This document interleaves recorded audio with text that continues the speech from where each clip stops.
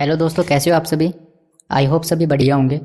और आज इस वीडियो में हम स्टार्ट करने वाले हैं हमारा चैप्टर नेटवर्क एनालिसिस, जो कि हमारा सीएमए इंटरमीडिएट के ऑपरेशंस मैनेजमेंट में और सीएमए फाइनल के स्ट्रेटजिक कॉस्ट मैनेजमेंट में कवर किया हुआ है। ठीक है, हम करने वाले हैं हमारा नेटवर्क एनालिसिस। नेटवर्क एनालिसिस की जो बेसिक थ्योरी है, जो बिल्कुल ही इजी और बिल्कुल बेसिक थ्योरी दी हुई है बुक में आपके स्टडी मटेरियल में, वो आप अपने स्टडी मटेरियल से कवर कर सकते हो, इंटरमीडिएट का हो चाहे फाइनल का हो। ठीक है, स्टडी मटेरियल में बिल्कुल इजी थ्योरी दी, आप कवर कर सकते हो। मैं यहाँ पे सिर्फ न्यूमेरिकल पोर्शन कवर करने वाला हूँ, जो कि सबसे ज़्यादा इंपॉर्टेंट है। ठीक है, तो यहाँ पे न्यूमेरिकल पोर्शन में हमें करना क्या है, ये नेटवर्क एनालिसिस अगर आपने पहले कभी नहीं पढ़ा, फर्स्ट टाइम वीडियो देख रहे हो नेटवर्क एनालिसिस के ऊपर, तो मैं बता दूं नेटवर्क एनालिसिस का मतलब कुछ नहीं है। बस हमारा जो प्रोजेक्ट है, जो हमें टोटल काम करना है, जब हम उसको कुछ पार्ट्स में डिवाइड कर देते हैं कि पहले ये वर्क करना है, फिर ये वर्क करना है, फिर ये वर्क करना है, हम उसे जब स्टेप वाइज डिवाइड कर देते हैं उसे, तो बस उस स्टेप में कौन सा काम किसके बाद होगा और कौन सा काम एक साथ हो सकता है, कितना टाइम लगेगा, ये सब निकालना नेटवर्क एनालिसिस में कवर होता है। ठीक है, और मैं अगर इलस्ट्रेशन के थ्रू आपको समझाऊंगा तो अच्छे से आपको समझ में आ जाएगा कि नेटवर्क एनालिसिस क्या है। और अगर आपने पहले नेटवर्क एनालिसिस के ऊपर पढ़ा है या फिर आपने क्वेश्चंस वगैरह की कुछ सोल्व करने की ट्राई की है, तो फिर आपको पता होगा नेटवर्क एनालिसिस के बारे में।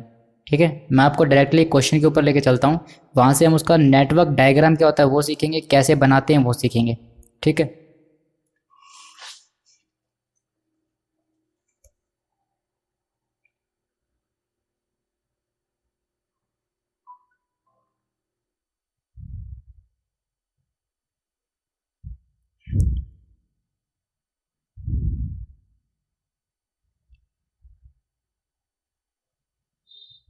Wait a second, wait a second.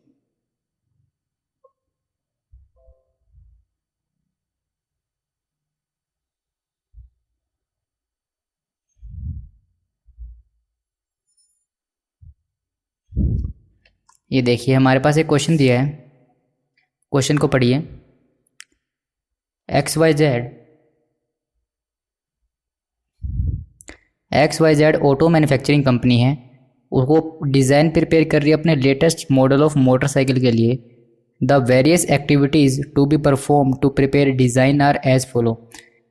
उस डिज़ाइन को, मतलब जो मोटरसाइकिल हम बनाने चाह रहे हैं, जो कंपनी बनाना चाह रही है, उसको बनाने के लिए उसे ये स्टेप फॉलो करने की ज़रूरत है। पहले वो ड्राइंग बनाएगी उसकी, फिर वो कॉस्ट का एनालिसिस करेगी, फिर फाइनेंशियल एनालिसिस करेगी कंपनी, फिर मैन्युफैक्चरिंग टूल्स को लेके आएगी, फिर प्रिपेयर करेगी उसका बिल ऑफ मटेरियल, फिर मटेरियल को रिसीव किया जाएगा, फिर ऑर्डर किया जाएगा सब एसेसरीज़ को जो उसमें लगने वाली हैं, फिर रिसीव किया जाएगा सब एसेसरीज़ को, यहाँ पे ऑर्डर करेंगे, यहाँ पे रिसिप्ट हो जाएगा। फिर हम मैन्युफैक्चर करेंगे कंपोनेंट्स को, जो फैक्ट्री के अंदर ही इंटरनली मैन्युफैक्चर होते हैं। उसके बाद हमारा फाइनल असेंबली होगा और फिर हम उसका टेस्टिंग करेंगे और उसका शिपमेंट कर देंगे। ये सारी एक्टिविटीज़ दी हुई हैं। अब देखिए, यहाँ पे दी है प्रीसीडिंग एक्टिविटी और ये है हमारे पास सक्सीडिंग एक्टिविटी। यहाँ पे कुछ नहीं लिखा तो ये है सक्सीडिंग एक्टिविटी। इसका मतलब इस एक्टिविटी को करने के लिए पहले ये वाली एक्टिविटीज़ कंप्लीट होनी चाहिए। जब हमारा ये वाला काम कंप्लीट होगा तो हम ये वाला काम स्टार्ट कर सकते हैं। इसका मतलब यहाँ पे लिखा है कि एक्टिविटी ए, और यहाँ पे प्रीसीडिंग में कुछ नहीं लिखा। इसका मतलब एक्टिविटी ए को स्टार्ट करने के लिए पहले कोई एक्टिविटी कंप्लीट करने की ज़रूरत नहीं है। मतलब ये फ्रेश एक्टिविटी है, फ्रेश बिल्कुल पहली एक्टिविटी है। तो हमें पहला, वैसे भी पहला काम ड्राइंग का है, तो इससे पहले कोई काम नहीं करना। तो सबसे पहला हमारा है एक्टिविटी ए, मतलब यहाँ से हमारा प्रोजेक्ट जो है स्टार्ट होगा इस एक्टिविटी से। आगे देखिए, यहाँ पे लिखा है कि प्रीसीडिंग एक्टिविटी ए और सक्सीडिंग बी। इसका मतलब बी एक्टिविटी को स्टार्ट करने के लिए ए एक्टिविटी का कंप्लीशन होना नेसेसरी है। अगर जब तक ए कंप्लीट नहीं होगी हम बी को स्टार्ट नहीं कर पाएंगे। जब तक हम ड्राइंग नहीं बनाएंगे कॉस्ट एनालिसिस नहीं कर सकते, इसका मतलब ये है। उसके बाद एक्टिविटी ए के बाद ही हम एक्टिविटी सी को भी चाहे तो स्टार्ट कर सकते हैं। हमारे पास ऑप्शन है, या तो हम ए के बाद बी को कर ले स्टार्ट, क्योंकि एक पहला ए के बाद कंप्लीट होने के बाद हम बी कर सकते हैं, या फिर हम ए को कंप्लीट होने के बाद डायरेक्टली सी पे भी जा सकते हैं। मतलब या तो हम कॉस्ट एनालिसिस पहले कर लें या फिर फाइनेंशियल एनालिसिस कर लें। सबसे पहले हम ड्राइंग बनाएंगे, फिर इन दोनों में से कोई भी ऑप्शन आगे पीछे कर सकते हैं। या तो हम कॉस्ट एनालिसिस पहले कर लें या फाइनेंशियल एनालिसिस पहले कर लें। बस पहले हमारा एक्टिविटी नंबर ए कंप्लीट हो जाना चाहिए। ठीक है, उसके बाद हमारे पास है जो हमारी एक्टिविटी नंबर सी है। हमारी एक्टिविटी नंबर ए से हमारा निकला बी, फिर ए से दोबारा सी। हाँ, फिर जब हमारी एक्टिविटी सी कंप्लीट हो जाएगी, जब हम ये फाइनेंशियल एनालिसिस कर लेंगे, उसके बाद हमारी एक्टिविटी स्टार्ट होगी डी, मतलब उसके बाद ही हम मैन्युफैक्चरिंग करेंगे टूल्स का। ठीक है, तो हमारे पास इसका नेटवर्क डायग्राम कैसे बनेगा, बाकी सभी ऐसे ही हैं। यहाँ पे देखिए जैसे बी और सी दोनों कंबाइन होनी चाहिए, मतलब हमारे पास जब हम कॉस्ट एनालिसिस करेंगे और फाइनेंशियल, जब इन दोनों का एनालिसिस करेंगे तो हम हमारे एक्टिविटी नंबर ई को स्टार्ट कर सकते हैं जब हम बी और सी दोनों को कंप्लीट कर चुके होंगे, इन दोनों को कंप्लीट कर चुके होंगे जब हम हमारा प्रिपेयर करेंगे बिल ऑफ मटेरियल। तो ये सारी एक्टिविटीज़ दी हैं कि पहले ये एक्टिविटीज़ कंप्लीट हो जाएं और उसके बाद ये एक्टिविटी स्टार्ट हो सकती हैं। ठीक है, इसका नेटवर्क बनाना है हमें। नेटवर्क का मतलब हमें इसको प्रॉपरली अरेंज करना है, एक कहते हैं ना कि दिखने में एक स्ट्रक्चर अच्छा लगे। अब ये ऐसे समझ में नहीं आ रहा कि ए करने के बाद बी करें या कौन सा करें। जब हम एक नेटवर्क बना लेंगे तो उसमें अच्छे से दिखेगा कौन सी एक्टिविटी किससे कंबाइन है, किससे जुड़ी हुई है, किससे रिलेटेड है, कौन सी एक्टिविटी किसके बाद हम स्टार्ट कर सकते हैं, ये बिल्कुल एक क्लियर हो जाएगा। इसलिए हम नेटवर्क एनालिसिस करते हैं। देखिए कैसे बनेगा इसका डायग्राम।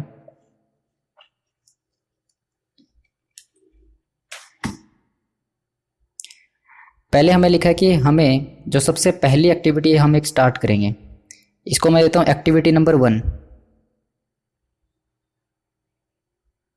हमारी एक्टिविटी नंबर 1, ठीक है। एक्टिविटी नंबर 1 हम जब यहाँ से स्टार्ट करेंगे तो हम ए को अचीव करेंगे। हमारी जो एक्टिविटी नंबर ए है वो कंप्लीट हो जाएगी। पहले हम करेंगे तो एक्टिविटी ए, ठीक है। और एक्टिविटी ए निकलेगी, जब ए से निकलेगा हमारे पास एक्टिविटी नंबर 1, मतलब ए है ये। आप मान के चलो ए स्टार्ट हुआ है अभी। जब हम ए कंप्लीट करेंगे तो ए से निकलेगा बी और ए से ही निकलेगा सी। इस ए से ही निकलेगा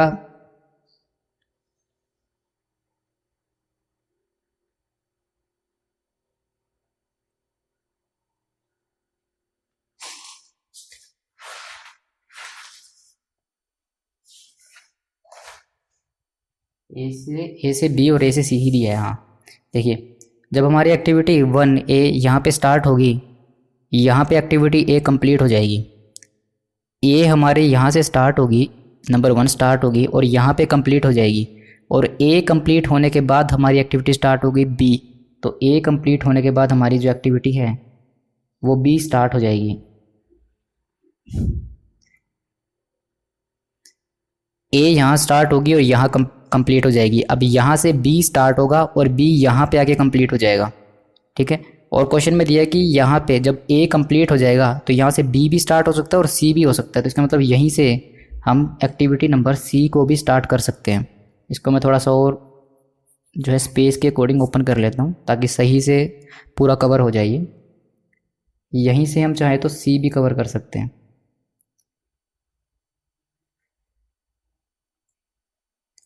हम यहीं से एक्टिविटी सी भी कवर कर सकते हैं, ठीक है। यहाँ पे एक्टिविटी ए कंप्लीट होगी। ए कंप्लीट होने के बाद यहाँ से बी स्टार्ट होगी, बी यहाँ कंप्लीट होगी। यहीं से हमारी सी भी स्टार्ट होगी और सी हमारी यहाँ पे आगे कंप्लीट हो जाएगी, ठीक है। आगे देखिए, ठीक है। ए कंप्लीट होने के बाद ए से बी निकलेगा, ए कंप्लीट होने के बाद ए से सी आ गया। उसके बाद दिया है कि सी से हमें निकालना है डी। उसके बाद जो ये सी है इससे निकलेगा डी।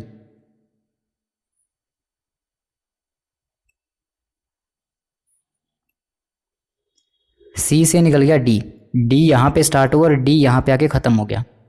आगे देखो, सी से निकला डी। उसके बाद बी और सी के कॉम्बिनेशन से निकलेगा ई। बी और सी के कॉम्बिनेशन से निकलेगा ई। बी और सी इन दोनों के कॉम्बिनेशन से निकलेगा ई। पर हमें अब ये देखिए, क्वेश्चन में कहीं भी नहीं दिया कि बी और सी इंटर रिलेटेड है या एक दूसरे से रिलेट करते हैं। तो अब हमें क्या करना पड़ेगा, हमें यहाँ एक डमी ऐड करनी पड़ेगी। डमी से हमें इन दोनों को रिलेटेड बनाना पड़ेगा, हमें इन दोनों को कंबाइन करना पड़ेगा, क्योंकि बी और सी दोनों अलग अलग हैं। बी ये है, सी ये है, और हमें बी और सी कंबाइन चाहिए ताकि यहाँ से ई निकल सके। तो अब हमें बी और सी को कंबाइन करने के लिए एक डमी ऐड करनी पड़ेगी। और हमें ये देखना है डमी ऐड कहाँ करें, यहाँ पे डमी ऐड करें या यहाँ पे। अगर हम डमी यहाँ पे ऐड करेंगे तो ये बी और सी यहाँ पे आके बी सी हो जाएगा और ये सी यहाँ से हट जाएगा। फिर ये सी नहीं रहेगा, ये बी और सी हो जाएगा। B and C, sorry, B और सी ने बी एंड सी हो जाएगा। पर लेकिन हमें सी फिर इंडिविजुअल भी तो चाहिए, क्योंकि अगर सी इंडिविजुअल होगा तो ही डी आगे चल सकता है। तो हम यहाँ पे बी और सी को वो नहीं लगा सकते, तो हमें यहाँ लगाना पड़ेगा। तो हम डमी यहाँ ऐड करेंगे। डमी ऐड करने के लिए हम लगाते हैं डॉटेड लाइंस, और इसको नाम देंगे D1, मतलब डमी नंबर 1। आगे देखिए, बी और सी का कॉम्बिनेशन से, बी और सी के कॉम्बिनेशन से आएगा ई। तो मतलब जब हमने इन दोनों का कॉम्बिनेशन बना दिया, बी का और यहीं पे सी का, तो यहाँ से निकलेगा ई। तो यहाँ से निकला ई।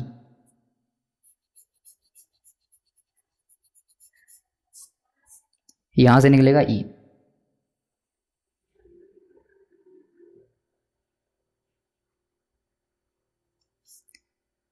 Wait second.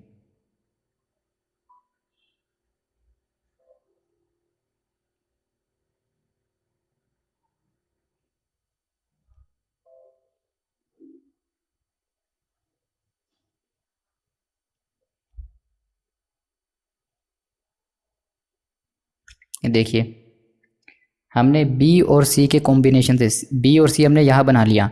अब ये बी यहाँ पे इंडिविजुअल बी नहीं रहा, या अब ये बी एंड सी हो चुका है। ठीक है, हमने डमी यहाँ से लेके यहाँ तक जोड़ दी। सी यहाँ पे कंप्लीट हो, तो सी और बी इन दोनों को हमने आपस में रिलेटेड बना दिया, आपस में इनको जोड़ दिया हमने। तो अब यहाँ पे पहले बी था, यहाँ पे बी था, अब बी ना रह के यहाँ पे बी और सी हो चुका है, और बी और सी से निकल गया ई। आगे देखिए, बी और सी से निकला था ए ई, उसके बाद निकलेगा डी और ई के कॉम्बिनेशन से एफ। डी और ई के कॉम्बिनेशन से निकलेगा एफ। डी और ई इन दोनों के कॉम्बिनेशन से निकलेगा एफ। पर अभी हमें यह भी देखना पड़ेगा, क्या आगे हमें डी या ई इन दोनों में से कोई एक जो है इंडिविजुअल भी चाहिए, क्योंकि डमी हम एक जगह बना सकते हैं। या तो मैं यहाँ डी और ई बना दूँ, या फिर यहाँ डी और ई बना दूँ। अगर मैं यहाँ पे इस ई को यहाँ पे जोड़ देता हूँ तो ये बन जाएगा डी और ये ई इंडिविजुअल रहेगा, फिर भी ई यहाँ पे रहेगा। और अगर मैं इसको यहाँ से यहाँ पे डमी जोड़ दूँ तो ई तो यहाँ पे आ रहा है, तो ये डी भी यहाँ आएगा, तो ये डी और ई बन जाएगा। फिर ये ई नहीं रहेगा, फिर ये डी और ई हो जाएगा। यहाँ पे डी फिर इंडिविजुअल बचेगा। तो हमें ये देखना है कि क्या हमें ई या डी इन दोनों में से कोई इंडिविजुअल चाहिए। अगर हमें कोई इंडिविजुअल चाहिए तो हम वहाँ पे डमी नहीं बनाएंगे, और जहाँ पे हमें कोई रिक्वायरमेंट नहीं है डी या ई इंडिविजुअली की, वहाँ पे बनाएंगे। देखिए, डी या ई कोई इंडिविजुअली आगे हमें चाहिए क्वेश्चन में, हम यहाँ थे डी और ई। नेक्स्ट लिखा हुआ है कि हमें ई से निकालना है जी। तो इसका मतलब यहाँ पे मैं ई और डी नहीं जोड़ सकता, क्योंकि ई से मुझे आगे बढ़ना है। तो इसका मतलब डमी एम मैं यहाँ पे लेके आऊँगा। ये आएंगी डॉटेड लाइंस, इसे बोल दूंगा मैं D2, मतलब डमी नंबर 2। ठीक है, और हमें निकालना था डी और ई से, क्या आना था, डी और ई से आना था एफ। डी और ई से एफ, डी और ई के कॉम्बिनेशन से निकलेगा एफ।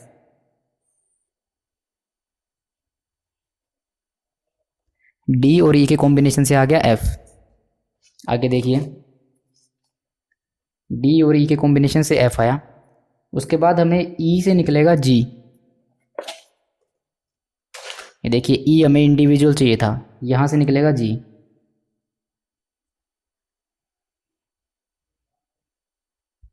ये निकल गया हमारे पास जी। ठीक है, अगर मैंने ये डमी यहाँ पे ना जोड़ के यहाँ पे जोड़ दी होती तो ये डी और ई यहाँ पे बनता, और मुझे ई से जी निकालना था, तो यहाँ से ई से जी निकल नहीं पाता। ठीक है, यहाँ से ई से जी, यहाँ से ये निकल नहीं पाता, क्योंकि मुझे यहाँ पे इंडिविजुअल ई चाहिए था। ठीक है, तो इसलिए डमी ई पे यहाँ पे ना बना के ये डमी यहाँ पे ऐड की, क्योंकि डी मुझे इंडिविजुअल चाहिए नहीं था। ये ई और डी इन दोनों ही कॉम्बिनेशन से एफ निकाला है। आगे देखिए, ई से निकला जी, हमने कर दिया, ई से निकला जी। उसके बाद जी से आएगा एच, जी से निकलेगा एच। तो हमारे पास जी से निकलेगा एच।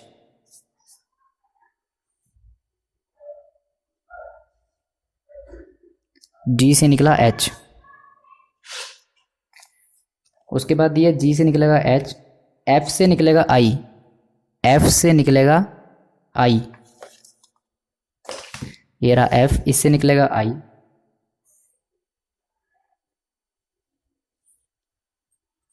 एफ से निकला आई। उसके बाद दिया हुआ है आई और एच के कॉम्बिनेशन से जे। आई और एच के कॉम्बिनेशन, क्या मैं यहाँ पे डमी जोड़ दूँ? क्या मैं यहाँ पे डमी जोड़ दूँ? नहीं, यहाँ पे डमी नहीं जुड़ेगी, यहाँ पे डमी नहीं जुड़ेगी। क्यों नहीं जुड़ेगी? क्योंकि हमें आगे देखो, क्योंकि हमें एच और आई हमें आगे कहीं भी इंडिविजुअली नहीं चाहिए। अगर एच और आई हमें आगे कहीं भी इंडिविजुअली, इन दोनों में से कुछ भी आगे इंडिविजुअली नहीं चाहिए, क्योंकि हमें जे चाहिए नेक्स्ट, तो इसका मतलब आई और एच हमें आगे कहीं भी रिक्वायरमेंट नहीं है। तो अगर हमें आगे आई और एच में से दोनों में से कोई भी इंडिविजुअली आगे रिक्वायरमेंट नहीं है और हमने यहाँ पे इसमें डमी जोड़ दी, या तो यहाँ पे आई एच बना दिया या यहाँ बना दिया, तो क्वेश्चन गलत हो जाएगा, अपना आंसर गलत हो जाएगा, ऐसे नहीं होगा। तो फिर हम यहाँ से इसको पहले जो किया है ये मिटाएंगे,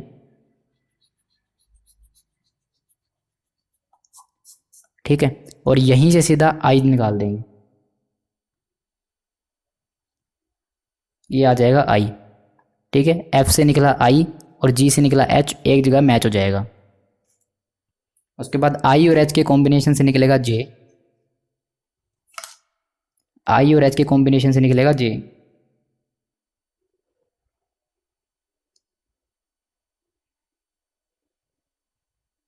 आई और एच के कॉम्बिनेशन से निकला जे, ठीक है। आई और एच इनके कॉम्बिनेशन से निकला जे, और जे से निकलेगा के, जे से निकला के, ठीक है। ये हमारा क्वेश्चन था, हमें ये नेटवर्क बनाना था, ठीक है। आई होप ये सभी को समझ में आया है। अगर हमें आगे इन, जैसे कि अभी यहाँ दो था, इन दोनों में से हमें इन दोनों में इंडिविजुअली कोई एक चीज़ चाहिए थी, या तो ई चाहिए था या फिर ये डी चाहिए था, कोई ना एक इंडिविजुअली इसमें से चाहिए था, तो हमें डमी ऐड करना पड़ा। अगर इन दोनों में से हमें कोई भी इंडिविजुअली आगे आगे मतलब आने वाली जितनी भी हमारी एक्टिविटीज़ हैं, अगर उसमें इन दोनों में से कोई भी इंडिविजुअली रिक्वायरमेंट नहीं होती, तो हम इसको डायरेक्टली ऐसे ना लेके इसको डायरेक्टली ये यहाँ से यहाँ ऐसे जोड़ देते, जैसे हमने इसको जोड़ा था।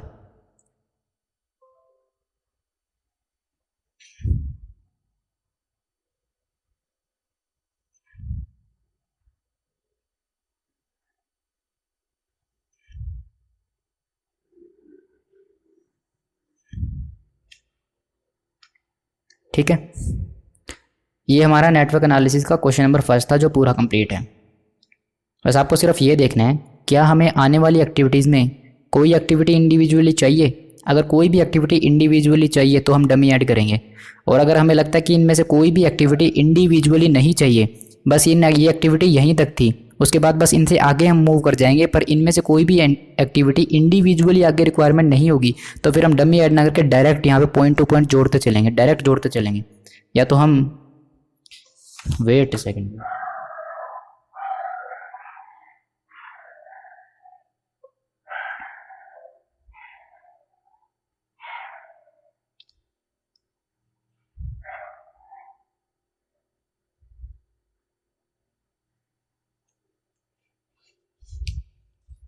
ठीक है। जैसे कि हमें यहाँ डमी ऐड करना पड़ा, क्योंकि हमें जो है हमारा सी इंडिविजुअली चाहिए था, तभी हम यहाँ से डी निकाल सकते थे, इसलिए हमें यहाँ पे डमी ऐड करना पड़ा। पर लेकिन अगर हमें यहाँ पे सी इंडिविजुअली नहीं चाहिए होता, सी इंडिविजुअली अगर नहीं चाहिए होता, तो फिर हम, तो भी हमें डमी ऐड करनी पड़ती, क्योंकि एक ही ये दोनों आपस में यहाँ से ऐसे नहीं जुड़ सकते, क्योंकि बी भी यहीं से निकल रहा है, सी भी, अगर आप बी को भी यहीं से निकाल के सी को भी यहीं से निकाल के जोड़ दोगे तो ऐसे अलाउ नहीं है। अब मान के चलो यहाँ यहाँ पे समझा सकता हूँ मैं आपको ये केस। अब मान के चलो हमें ई और जो ये डी, इसमें से हमें ई इंडिविजुअली चाहिए ताकि हम जी निकाल सकें। अगर हमें ये ई इंडिविजुअली नहीं चाहिए होता, अगर ये ई इंडिविजुअली नहीं चाहिए होता, तो हम इस डी को इससे डायरेक्ट ऐसे जोड़ देते, ठीक है, या फिर इसको यहाँ से ऐसे जोड़ देते, एज द केस में भी जैसा भी होता, ठीक है। तो ये हमारा क्वेश्चन था, ये हमारा 9th के बाद हमने यहाँ पे जे निकाला था, ऐसे यहाँ से जे निकला और जे से फिर के, ठीक है। चलो नेक्स्ट क्वेश्चन की तरफ मूव करेंगे हम हमारे।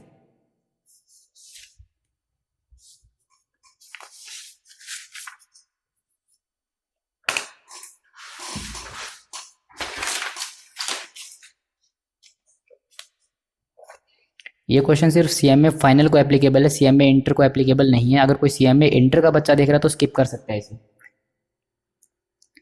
अ civil engineering firm has to bid for the construction of a dam. एक सिविल इंजीनियरिंग फर्म है, उसे है बिड लगानी है एक डैम को कंस्ट्रक्ट करने के लिए। जो एक्टिविटीज़ एंड टाइम एस्टिमेट जो है वो ये दिया हुआ है।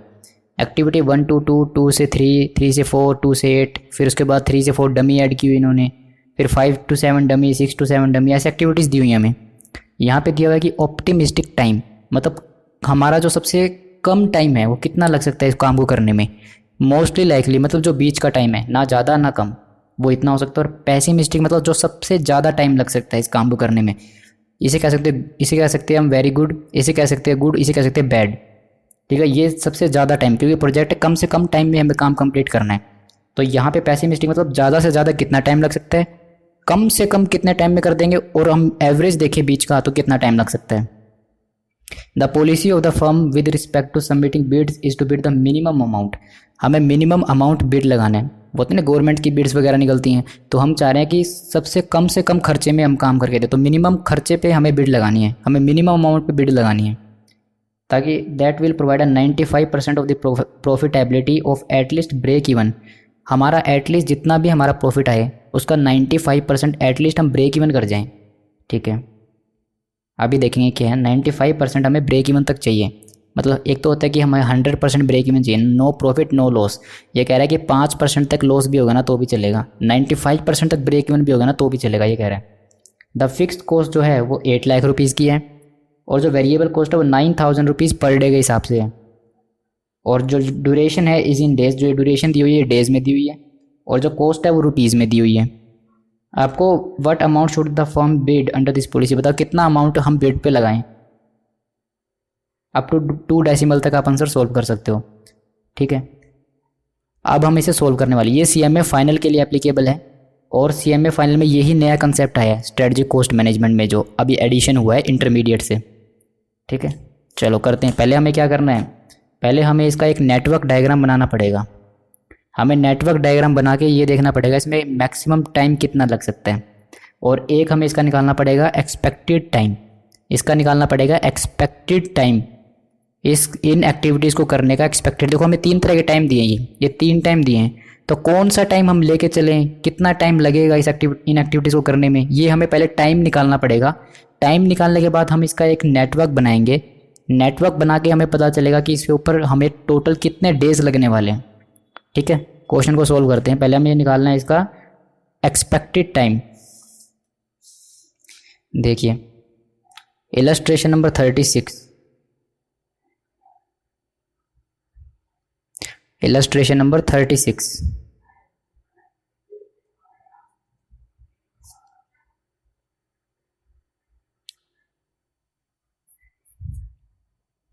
एक्टिविटी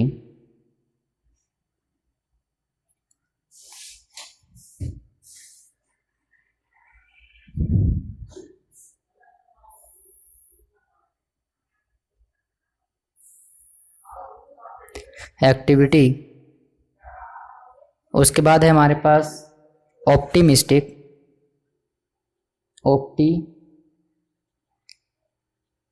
ऑप्टिमिस्टिक इसे हम बोलते हैं TO, टाइम ऑफ ऑप्टिमिस्टिक।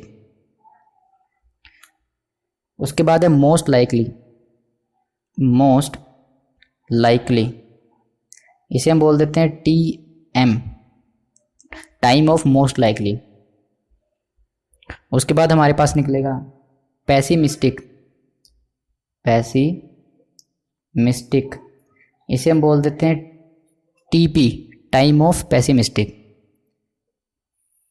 उसके बाद निकलेगी एक्सपेक्टेड टाइम, एक्सपेक्टेड टाइम, बल्कि हमें क्वेश्चन में दिया हुआ है एक्सपेक्टेड डेज, तो हम इसे लेंगे एक्सपेक्टेड डेज।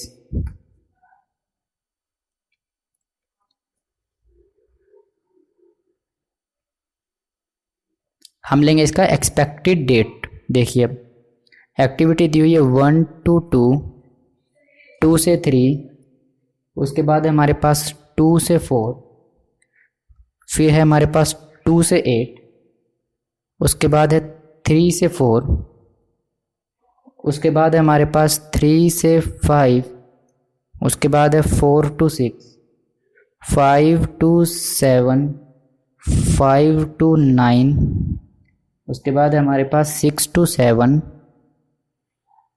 6 to 7। इसकी हमें एक एक्सपेक्टेड डेज निकालने हैं, 6 to 7, उसके बाद है 6 to 8, उसके बाद है 7 to 9 एंड देन हमारे पास है 8 to 9।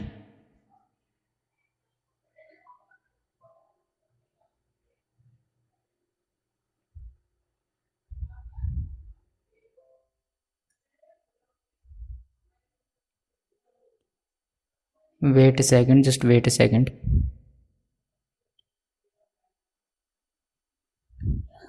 हाँ देखिए हमारे पास आ गई, उसके बाद 8 to 9 ये एक्टिविटीज़ है हमारे पास। ऑप्टिमिस्टिक का हमें टाइम दिया है 14 डेज, 14, उसके बाद दिया हुआ है 15, देन हमें दिया 16, देन ये हमें दी थी डमी, तो इसका कोई टाइम नहीं है। 3 से 4 ये हमें दी थी डमी, ठीक है। उसके बाद है हमारे पास 15, फिर है हमारे पास 13, उसके बाद फिर से ये दी थी डमी, ये दी थी डमी। उसके बाद है हमारे पास 5 to 9, 14, उसके बाद है हमारे पास इसका कुछ नहीं, इसका कुछ नहीं, ये दी हुई है डमी, ये भी दी हुई है डमी, और उसके बाद दिया हुआ है ये 16 एंड ये दिया हुआ है 14। अब इसका भी मैं ऐसे लिख लेता हूँ जैसा क्वेश्चन में दिया हुआ है। 17, उसके बाद है हमारे पास 18, फिर है हमारे पास 15, फिर है 19, ये दिया था डमी, उसके बाद दिया है 18, 17, फिर कुछ नहीं, फिर दिया है हमारे पास 18, यहाँ पे डमी, यहाँ पे डमी, फिर दिया हुआ है 20, फिर दिया हुआ है 16, यहाँ पे दिया है 25, उसके बाद दिया है 21, फिर दिया है 18, फिर दिया है 28, फिर ये दिया था डमी, फिर दिया है 27, फिर दिया है 21, फिर दिया है 20, यहाँ पे कुछ नहीं, यहाँ पे कुछ नहीं, ये डमी दी थी। उसके बाद हमें दिया है 41 और 22, ठीक है। अब हमें निकालना है एक्सपेक्टेड डेज। एक्सपेक्टेड डेज अगर आपको क्वेश्चन ऐसे दिया ऑप्टिमिस्टिक, मोस्ट लाइकली और पेसिमिस्टिक, ये 3 सिचुएशन दिया, तो आपको एक्सपेक्टेड डेज निकालने के लिए फॉर्मूला लगाना पड़ेगा। फॉर्मूला क्या लगाओगे? हमारे पास फॉर्मूला लगेगा एक्सपेक्टेड डेज निकालने का, तो ये हमारे पास लगेगा 1/6, ये फॉर्मूला है, ये आपको लर्न करना पड़ेगा। 1/6 TO plus 4 × TM plus TP, ये हमें फॉर्मूला लगाना है। यहाँ TO plus 4 × TM, 4 × TM plus TP divide by 6। कैसे सोल्व करेंगे इसे? 1/6 इंटू 14 प्लस 17 × 4, 17 × 4 प्लस 25 तो ये कितना आएगा हमारे पास सोल्व करेंगे तो? देखिए 17 × 4 प्लस 25 प्लस 14, ये आया 107, इसको डिवाइड कर देंगे 6 से, तो ये आएगा 17.83, तो ये आएगा 17.83। और अब ये सभी में भी सिमिलरली ऐसे ही कैलकुलेट करनी है। देखो कैसे कैलकुलेट करेंगे? 18 × 4 प्लस 14 प्लस 21 प्लस 14 प्लस 21, अब इसको डिवाइड कर देंगे 6 से, तो ये आएगा 17.83, तो ये भी आएगा 17.83। और अब सभी जितने भी वैल्यू दिए सभी ऐसे ही कैलकुलेट करने हैं हमें। यहाँ पे दिया पहले बीच में 15, तो 15 × 4 plus 15 and 18 plus 15 plus 18 divide by 6, ये आएगा 15.5। उसके बाद दिया है 19 × 4 प्लस 28 प्लस 16 डिवाइड बाय 6, ये आएगा 20। उसके बाद यहाँ पे आएगा कुछ नहीं क्योंकि ये डमी थी, उसके बाद यहाँ दिया 15, 18, 22, तो 18 into 4 plus 27, sorry note 22, minus करेंगे 22 प्लस 27, ये 27 दिया है। उसके बाद प्लस 15 डिवाइड बाय 6, ये आएगा 19, ठीक है। उसके बाद हमें दिया हुआ है 21, 17 और 13, हमें दिया हुआ है 21, 17 और 13, 17 into 4 plus 13 plus 21 divide by 6, ये आएगा 17, ये आएगा 17। यहाँ पे कुछ नहीं, 18 into 4 plus 14 plus 20 divide by 6, 17.67, 17.67। यहाँ पे कुछ नहीं, यहाँ पे कुछ नहीं, तो अभी आएगा 20 into 4 plus 41 plus 16 divide by 6, ये आ जाएगा 22.83, 22.83, और ये आएगा 16 into 4 plus 14 plus 22 divide by 6, 16.67। ये देखिए, ये हमारा निकलेगा एक्सपेक्टेड डेज, कितना टाइम लग सकता है हमारे काम को करने में। उसके बाद अब हमें क्या करना है, इसका एक नेटवर्क डायग्राम बनाना पड़ेगा, और ये हमें एक्सपेक्टेड डेज को यूज़ करते हुए निकालना पड़ेगा इसमें पूरे प्रोजेक्ट को करने में कितना दिन का समय लगेगा। तो अभी हमें इसका निकालना है अभी इसका निकालेंगे नेटवर्क।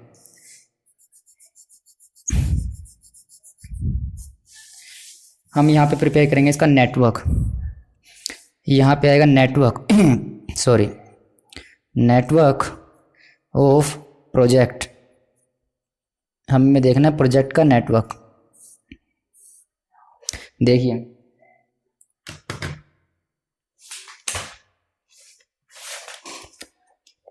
ये दिया था 1 से निकलेगा 2 से फिर 3, 2 से निकलेगा 4, 2 से 8, 3 से निकलेगा 4, 3 से 5, 4 से 6, 5 से 6। ये स्टार्टिंग वाली है प्रीसीडिंग, और ये आगे वाली है सक्सीडिंग एक्टिविटीज़, मतलब पहले ये कंप्लीट होगी तो फिर ये स्टार्ट होगी, ठीक है। इसका नेटवर्क बनाते हैं अभी।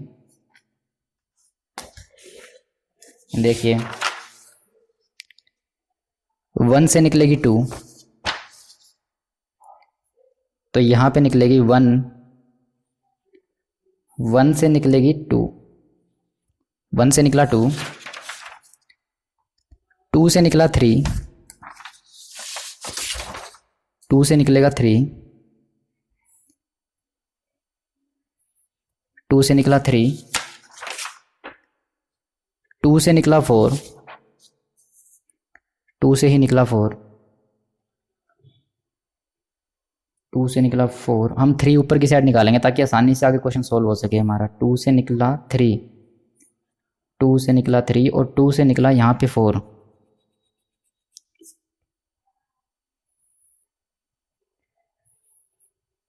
2 से निकला 4। उसके बाद है 3, 4, 2 से निकला 8, 2 से अभी 8 निकला तो 8 छोड़ देंगे, हमें देखना है पहले 5, क्योंकि 1 2 3 4 5 कहाँ पे है, ये रहा 5 निकलेगा 3 से, तो 3 से निकलेगा 5, तो मैं कह सकता हूँ 3 से निकलेगा 5, 3 से आया 5। अब हमें देखना है 6 कहाँ से निकला, 3 से निकला 5, 4 से निकलेगा 6, और 3 और 4 पे इसने डमी लगाई है, 3 और 4 पे डमी लगाई है, पर 3 और 4 पे डमी कहाँ लगने वाली है, मुझे तो साफ ही दिख रहा है 4 पे लगेगी डमी, क्योंकि अगर मैंने डमी 3 पे लगाई तो ये 5 नहीं निकल पाएगा यहाँ से। तो देखो कहाँ निकलेगी, 3 से 4 पे डमी लगेगी, तो डमी लगेगी 4 पे, पीछे वाले वैल्यू पे लगती है डमी अगर क्वेश्चन में ऐसे दिया हो, तो 3 से 4 तो डमी लगेगी 4 पे, तो 3 से 4, तो मैं डमी यहाँ पे ऐड करूँगा, तो मैं इसे डॉटेड लाइन लगाऊंगा और इसे लिख दूंगा डमी 1। उसके बाद हम देखते हैं हमारे कहाँ तक हो चुका है, 4 तक नहीं 5 तक, सॉरी 5 तक हम कर चुके हैं। 6 कहाँ से निकलेगा, 4 से निकलेगा 6, 4 से निकला 6, तो हम करेंगे 4 से निकला 6। उसके बाद हम देखते हैं 5 से निकला 7, और ये डमी है, तो 5 से निकला 7, ये डमी है, तो 7 यहाँ से नहीं निकलेगा क्योंकि 5 से 7 डमी है। इसका मतलब इस 5 को जब मैं 7 पे कनेक्ट करूँगा तो डमी लगा के कनेक्ट करूँगा, तो इसका मतलब 7 कहीं और से निकलने वाला है, 7 कहीं और से आएगा जब मैं 5 और 7 पे डमी लगा के ऐड करूँगा, क्योंकि यहाँ पे दिखा हुआ है कि 5 और 7 पे डमी है।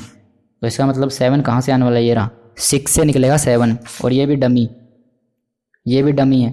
6 से निकलेगा 8, डमी है, ये भी डमी नहीं चाहिए, मैंने चाहिए एक्चुअल कहाँ से निकलेगा, ये 7 निकलेगा 9 से, यहाँ पे नहीं है, 7 निकलेगा 9 से, तो यहाँ पे नहीं निकल सकता, अभी कुछ भी नहीं निकल रहा है। तो अभी आराम से इसको देखते हैं क्या कहाँ से हम क्या बना सकते हैं इसमें। 2 से निकला 8, 2 से निकला 8, क्या 2 से 8 निकाल सकता हूँ मैं? 2 से निकला 8, ये रहा 2, 8 निकाल देते हैं, कोई बड़ी बात नहीं है। 2 से निकला 8, इधर लेके आएंगे, 2 से निकला 8, 2 से निकला 8, 2 से निकला 4 हो चुका 8, 3 से निकला 4 डमी, 3 से निकला 4 डमी हम कर चुके, 3 से निकला 5, 3 से निकला 5, 4 से निकला 6, 4 से निकल गया 6। उसके बाद हमारे पास 5 से निकला 7 डमी, 5 से निकला 7 डमी, तो इसका मतलब 7 मुझे चाहिए। उसके बाद है 5 से निकला 9, 5 से निकला 9, और 6 से निकला 7, 6 से निकला 7 डमी, 6 से निकला 7 डमी, तो 7 यहाँ पे अभी निकाला नहीं है तो डमी लगेगा नहीं। तो 6 से निकला 8 डमी, क्या 6 से 8 डमी बना सकता हूँ? हाँ, ये बना सकता हूँ मैं 6 से 8 डमी। तो 6 से 8 डमी कैसे बनेगा? यहाँ पे, यहाँ पे, यहाँ पे, यहाँ पे, यहाँ पे, यहाँ पे, ये निकल गया 6 से 8 डमी। हम अब वेरीफाई करते हैं हमारे पास कौन कौन से जो है नेटवर्क के जो डायग्राम में हमारे पास कौन सी एक्टिविटी हमारी यहाँ पे प्लॉट हो चुकी है और कौन सी अभी रहती है। हम वेरीफाई करते हैं 1 से 2, तो 1 से 2 हो गया। उसके बाद 2 से 3, क्या 2 से 3 हो गया? 2 से 3 भी हो गया। क्या 2 से 4 आ गया? 2 से 4 भी हमने कर दिया। उसके बाद 2 से 8, हाँ हमने 2 से लेके 8 भी कर दिया। उसके बाद 3 से 4 डमी की फॉर्म में, 3 से 4 डमी की फॉर्म में बना दिया हमने।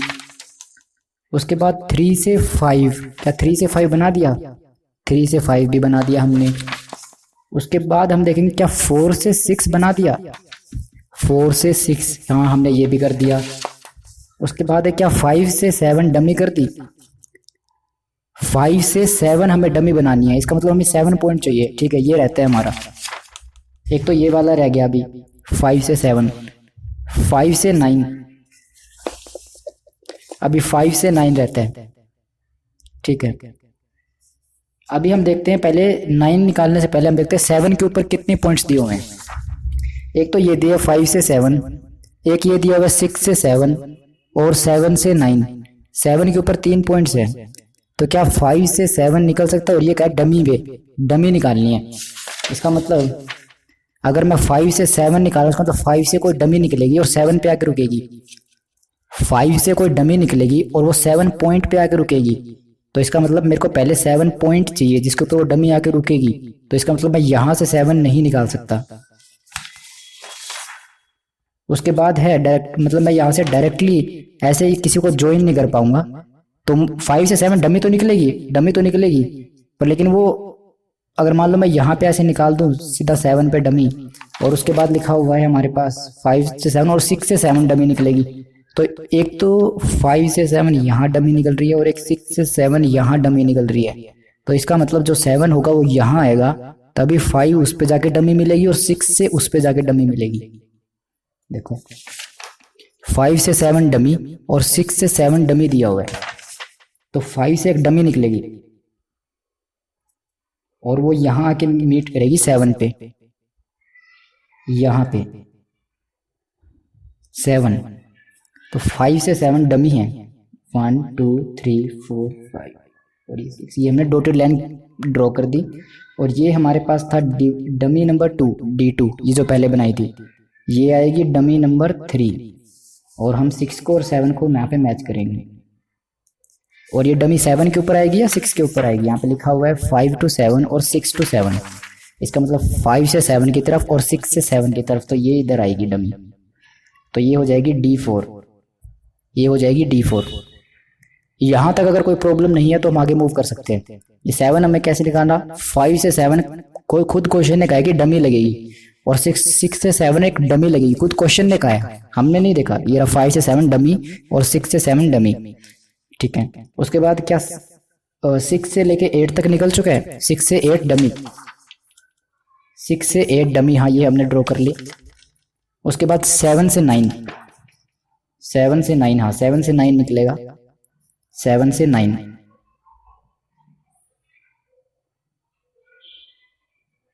7 से 9। उसके बाद 8 से लेके 9, तो हमारे पास 8 कहाँ है, 8 से निकलेगा 9, मतलब 8 से निकलेगा 9, यहां ज्वाइन होगा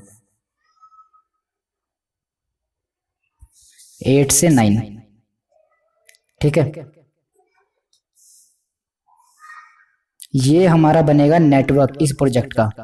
अब हम वेरीफाई करते हैं सब कुछ कंप्लीट है इसमें। 1 to 2, 2 से 3, 2 से 4 भी आ गया, 2 से 8, 2 से 8 भी आ गया। क्या 3 से 4 डमी, 3 से 4 डमी भी आई। 3 से 5, 3 से 5 भी है। 4 to 6, 4 से 6 आ गया। 5 से 7 डमी आ गई।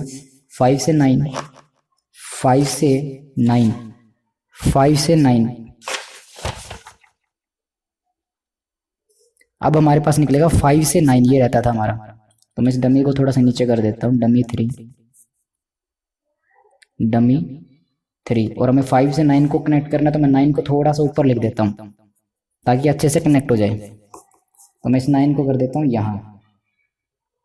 यहाँ कर देता हूँ मैं इस 9 को।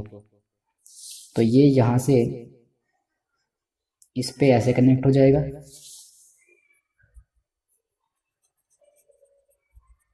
और ये यहाँ से ऐसे कनेक्ट हो जाएगा इस पे, और 5 आ जाएगा 9 पे, ये आएगा 5 to 9, ठीक है।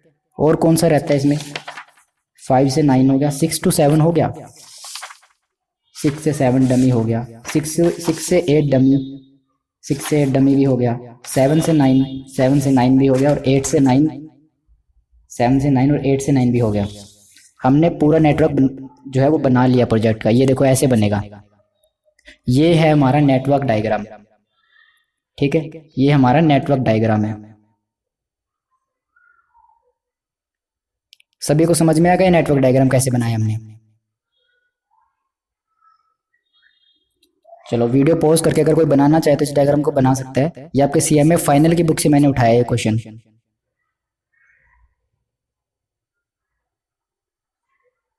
ये हमारा नॉर्मल प्रोजेक्ट, ये नॉर्मल जो हमारा डायग्राम बनता है वो बनाया। क्वेश्चन ने हमसे क्या मांगा था, क्वेश्चन ने हमसे मांगा था कि आपको बताना है कि ब्रेक इवन एनालिसिस करना है कि 95% पे बताओ कितने रुपए का बिड लगाएं कि हमारा एटलीस्ट 95% का ब्रेक इवन आ जाए, ठीक है। पहले तो हमें निकालना पड़ेगा इसकी ड्यूरेशन क्या है प्रोजेक्ट की, इस प्रोजेक्ट को पूरा होने में नॉर्मली कितना टाइम लगता है। देखो ये हमारे पास टाइम दिया है। एक्टिविटी 1 से 2 पे जाने पे हमें 17.83 डेज लगते हैं। अब इसे कैसे सोल्व करोगे आप, देखो अब आपको निकालना है प्रोजेक्ट में टाइम कितना लगना है। तो पता है आपको क्या करना पड़ेगा। अब जैसे ये नोड है, इसे हम गोले को नोड बोलते हैं। अब इस नोड को हम 3 पार्ट में डिवाइड कर देंगे, ठीक है। जैसे 1 लिखा था वो तो 1 रहेगा, यहाँ पे 2 पार्ट और बना देंगे। देखो सभी में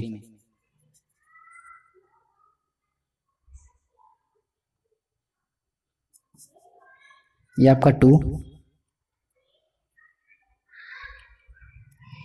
ये आएगा 3,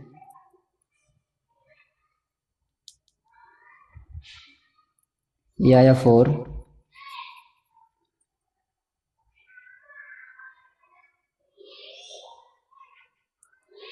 ये आया 5,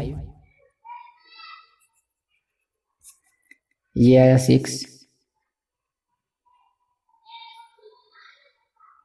अभी ये सभी को शायद थोड़ा कंफ्यूजिंग लग रहा होगा, पर लेकिन आपको आराम से समझ में आएगा। बस इसे थोड़ा सा फोकस करके आप देखिएगा आराम से। बस ये आपका आ गया 7, ये इधर आया 8,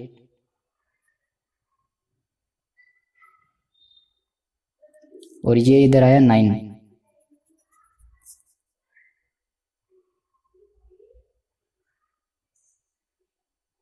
ये इधर आया 9। अब देखिए, अब हमें इस प्रोजेक्ट का टाइम कैसे निकालेंगे।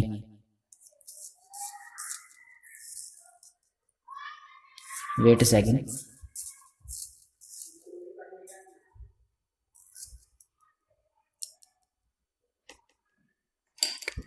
हम इस प्रोजेक्ट का टाइम कैसे निकालेंगे। देखो 1 to 2 पे जाने पे कितना टाइम लगता है। एक्टिविटी 1 से 2 पे हमें लगते हैं एक्सपेक्टेड डेज 17.83। हम यहाँ लिखते हैं 17.83, ठीक है। 2 से 3 जाने पे कितने टाइम लगता है।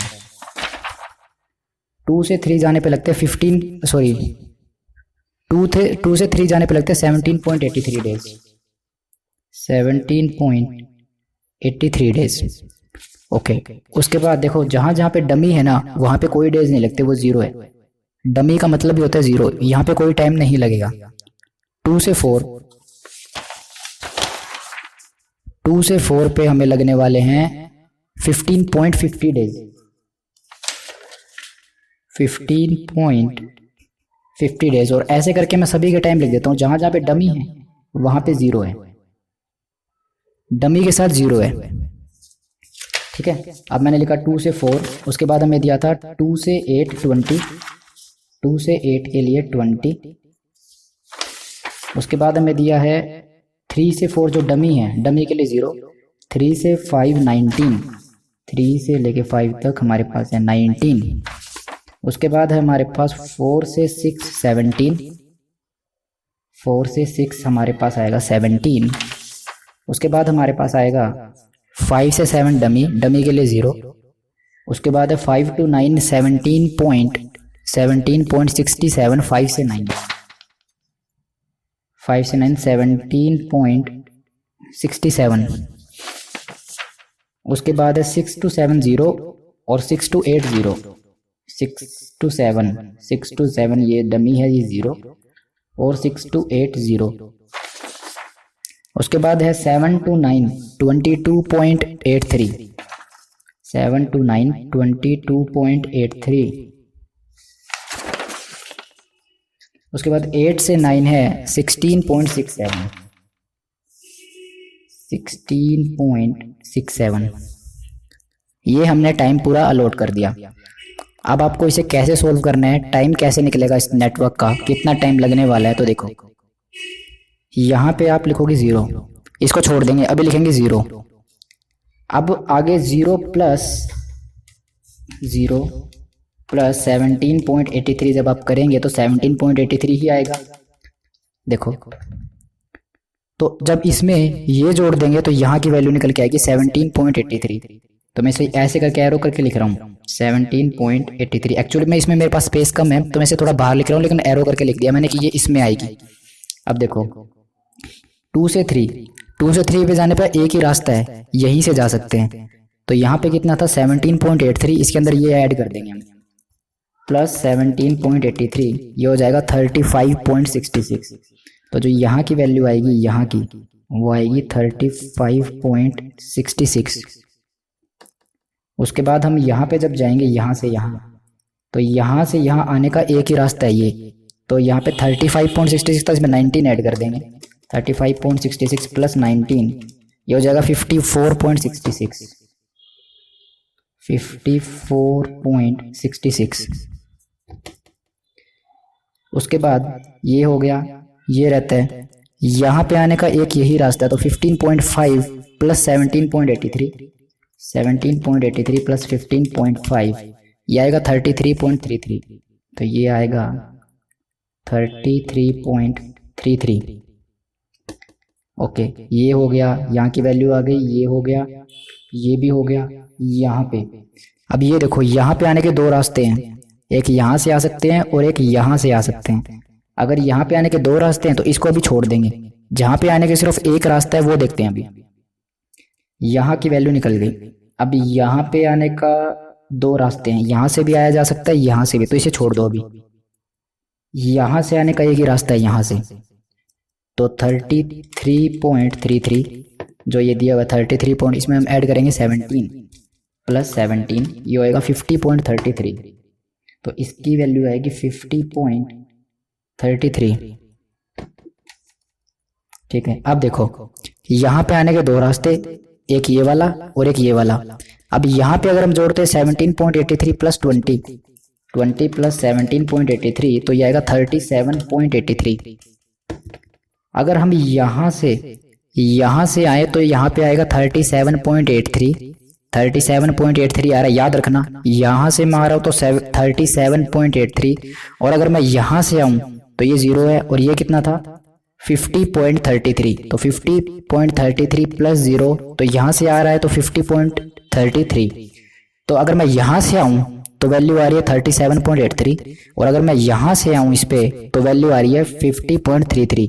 तो इसमें कौन सी वैल्यू लिखनी है, जो वैल्यू बड़ी है 50.33। जब आप इस साइड जाएंगे, इस साइड, और उस किसी एक पे आने के दो रास्ते हैं, जैसे इस पे आने का ये रास्ता भी और ये रास्ता भी, तो जब हम यहाँ से आएंगे तो जो यहाँ पे वैल्यू होगी वो, और अगर यहाँ से आने पे जो वैल्यू आएगी वो जोन सी बड़ी होगी वो आएगी यहाँ। अब देखिए यहाँ पे आने के क्या रास्ते हैं, 50.33 प्लस 0 तो ये आएगा 50.33, और यहाँ से आएगा 54.66 प्लस 0 तो ये आएगा 54.66। तो यहाँ पे बड़ी वैल्यू कौन सी है, 50 और 54, तो यहाँ आएगा 54, ये आएगा आपका 54.66, इधर की वैल्यू आएगी 54.66। अब यहाँ आने के दो रास्ते हैं, एक ये रहा एक ये रहा। अब देखो यहाँ से अगर मैं आता हूँ तो 54.66 प्लस 17.67 तो ये हो जाएगा 72.33। अगर मैं यहाँ से आऊँ तो ये वैल्यू आएगी यहाँ पे 72.33, और अगर मैं यहाँ से आऊँ, सॉरी तीन रास्ते हैं यहाँ पे आने के, एक ये रहा, एक यहाँ से आया जा सकता है और एक यहाँ से।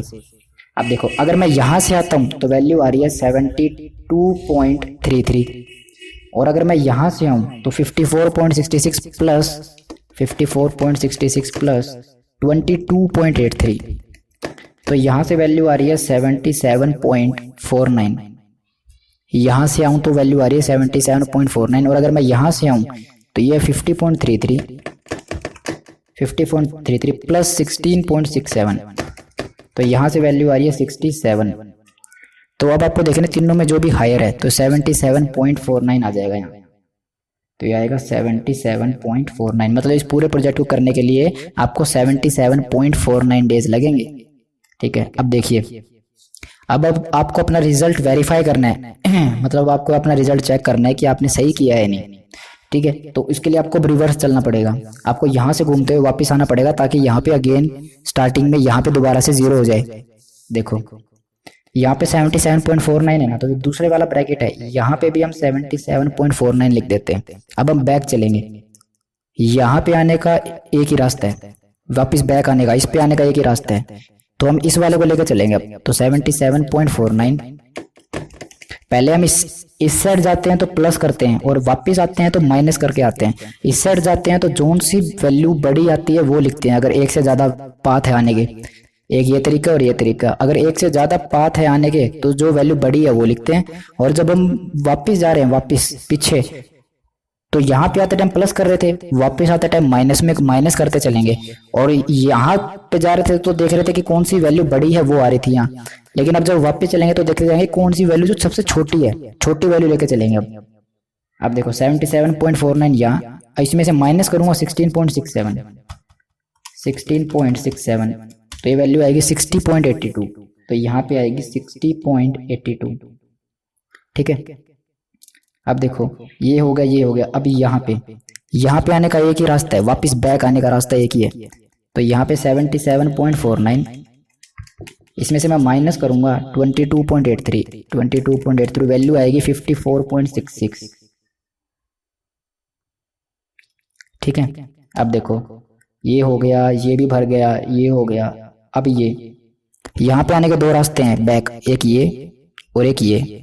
अब देखो यहाँ से अगर मैं आता हूँ, हमें इधर वाली देखनी है वैल्यू 54.66 माइनस 0, तो ये आएगा 54.66, और यहाँ से आता हूँ तो 60.82 माइनस 0 तो 60.82, तो मुझे यहाँ पे लेनी है जो वैल्यू छोटी है। इस साइड जाएंगे तो बड़ी वैल्यू और वापस आते टाइम छोटी वैल्यू, तो यहाँ पे आएगा 54.66। ठीक है। अब हम जब यहाँ पे वापस आएंगे, यहाँ पे आने के दो रास्ते हैं, एक तो ये और एक ये। तो यहाँ पे अगर मैं देखता हूँ तो 77.49 माइनस 17.67, तो ये वैल्यू आएगी 59.82।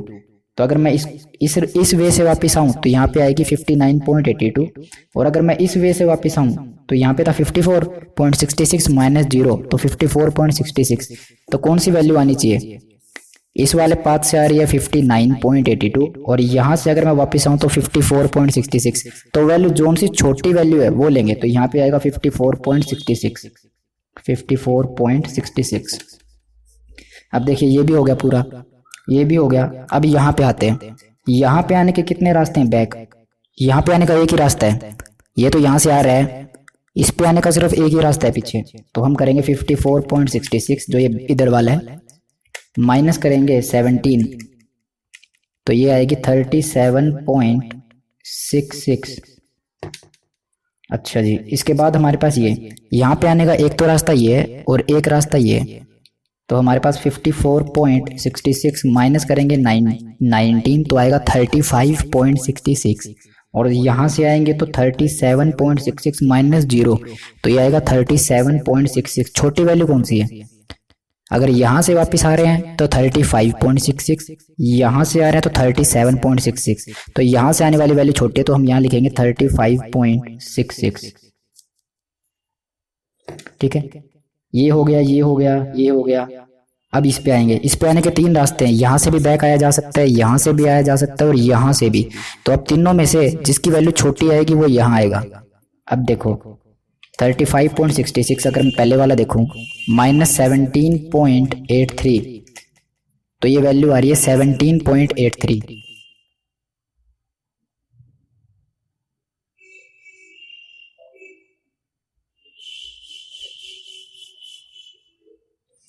Just wait a second. Yes, just wait. Okay, done.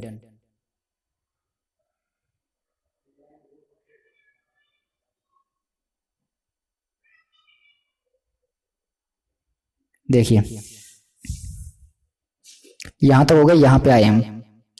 अगर मैं ये और ये इनका डिफरेंस लेके यहां पे आऊं तो वैल्यू आएगी, इसमें से अगर मैं ये माइनस कर दूं तो वैल्यू आएगी 17.83, और अगर मैं यहां से वापस आऊं तो 37.66 माइनस 15.5, तो ये वैल्यू आ रही है 37.66 माइनस 15.5, तो ये वैल्यू आ रही है 22.16।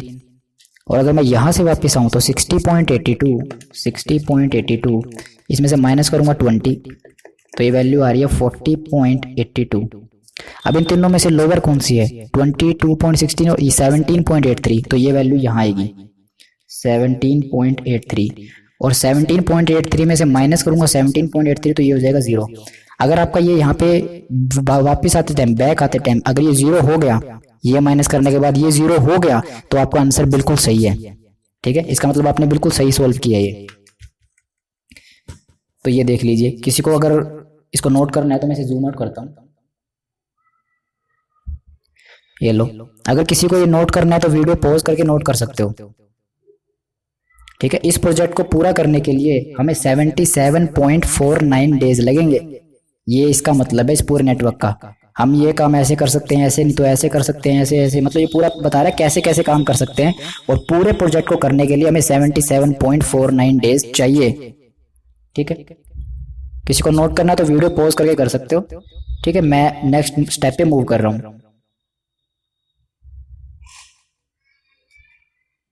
अब हम इसका निकालेंगे क्रिटिकल पाथ। क्रिटिकल पाथ मतलब ऐसा पाथ जहां पे ये दोनों वैल्यू सेम है। एक वेट सेकंड, ये देखो इस प्रोजेक्ट का अगर मैं क्रिटिकल पाथ की बात करूं तो देखो जहां पे दोनों वैल्यू सेम हो, यहाँ पे 0 0, तो ये हमारा यहां से शुरू हुआ ये पाथ, यहां से 17.83। हाँ, अब ये 3 टुकड़ों में जा रहा है ये पाथ। मेरा क्रिटिकल पाथ कौन सा? क्रिटिकल पाथ मतलब ऐसा पाथ जिसके ऊपर हमें फोकस करने की जरूरत है, जो कि क्रिटिकल है, जो कि हमारे प्रोजेक्ट की टाइम को बढ़ा सकता है, टाइम को घटा सकता है, उसकी वजह से टाइम पे इफेक्ट पड़ सकता है, वो पाथ। तो हमें देखना है जिनमें ये दोनों, जो दोनों नीचे वाले सर्कल ये इक्वल वैल्यू के हो, वो क्रिटिकल पाथ है। यहाँ पे देखो, अगर हम इस रूट पे जाएं तो यहाँ पे 33 पॉइंट और 37 नहीं, इक्वल नहीं है दोनों, तो ये पाथ नहीं है। यहाँ पे देखो 35.66 और 35, यस यस इक्वल है, तो ये क्रिटिकल पाथ है। यहाँ से जा, ये पाथ चल रहा है हमारा, हम ऐसे जा रहे हैं। अब देखो, अब यहाँ पे ये रे 54.67, ये दोनों बराबर है, ये दोनों बराबर, इसका मतलब ये पाथ अभी यहाँ से ऐसे चलेगा, ये ऐसे चल रहा है, ऐसे और ऐसे।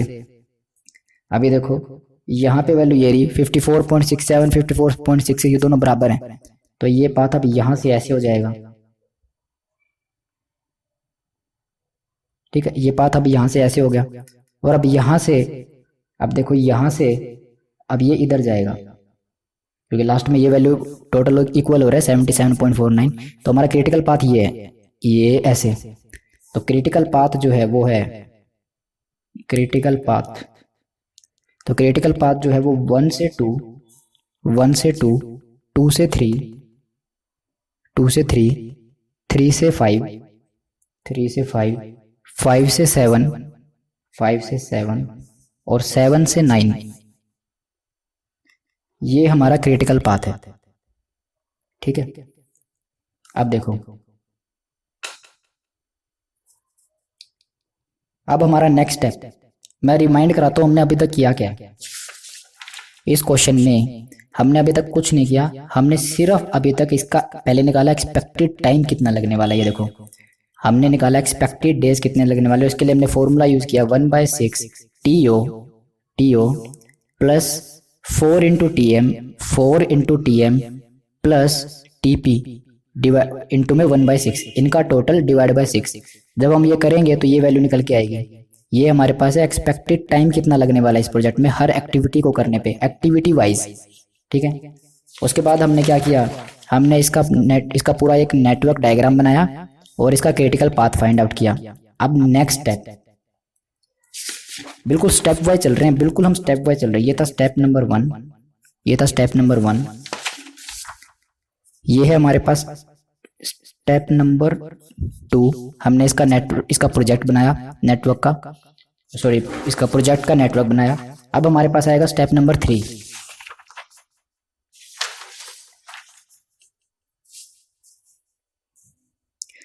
अब हम करेंगे स्टेप नंबर 3।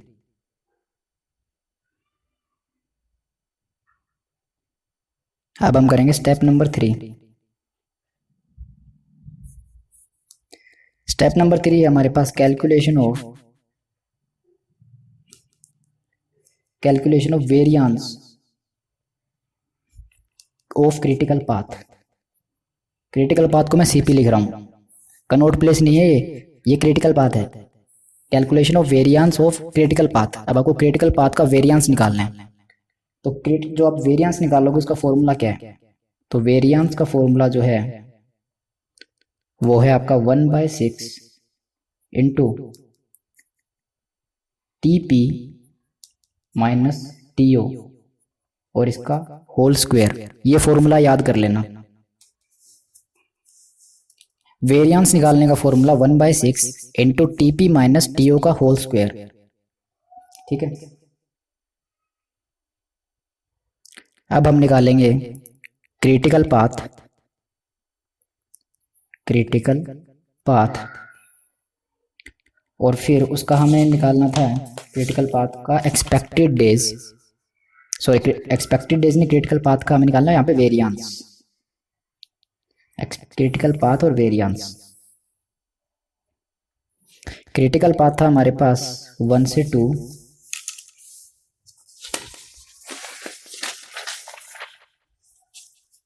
1 से 2, 2 से 3,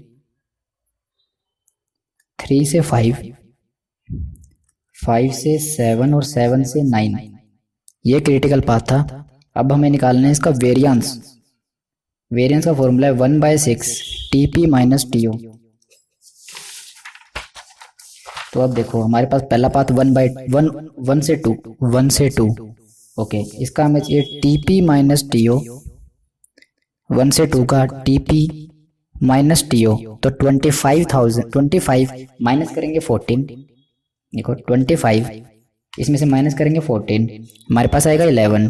तो 25,000 माइनस 14, अब इसे डिवाइड बाय कर देंगे 6, ये देखो फॉर्मूला था टीपी माइनस टीओ, इसे डिवाइड बाय कर देंगे 6, टीपी 25, टीओ 14, ठीक है 11। अब हम इसे करेंगे डिवाइड बाय 6, ठीक है, ये आ गया 1.83, इसका निकाल देंगे हम स्क्वायर, मतलब इनटू इक्वल टू, ये आएगा 3.36, तो ये आएगा 3.36, 2 से 3, 2 से 3 21 माइनस 14 डिवाइड बाय 6, और इसको करेंगे इनटू इक्वल टू, ये आएगा 1.36, 1.36। उसके बाद 3 से 5, हमारे पास आएगा 3 से 5, 3 से 5 में ये हमारे पास टीपी 27 माइनस 15, ये टीओ है 27 माइनस 15, 27 माइनस 15 डिवाइड बाय 6, और इसको करेंगे इनटू इक्वल टू, ये हो जाएगा 4। उसके बाद 5 से 7,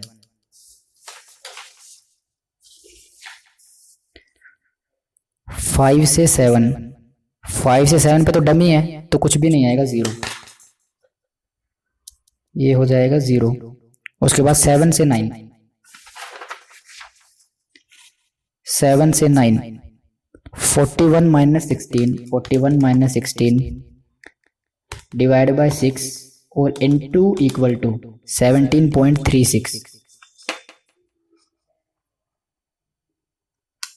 वेट 17.36।